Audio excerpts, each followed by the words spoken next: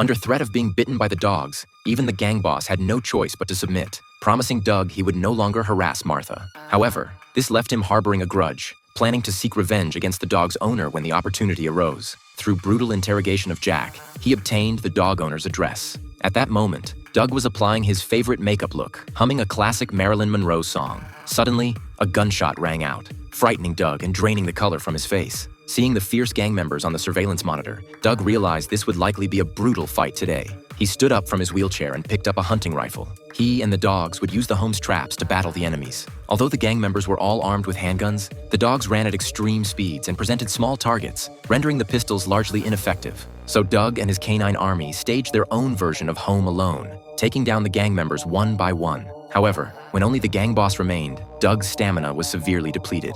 Unable to stand any longer, he could only sit in his wheelchair and await death. But destiny allowed the underdog to win. The gang boss's gun was out of bullets. His fate was to be torn apart by the 5 dogs. After eliminating the gang, Doug drove away with the dogs but was stopped by police. Seeing a truck full of stray dogs, the officers didn't know how to handle the situation. Yet the dogs kept waiting for Doug's command. With Doug's signal, all the dogs rushed out of the truck and instantly vanished into the night. They would return when Doug needed them again.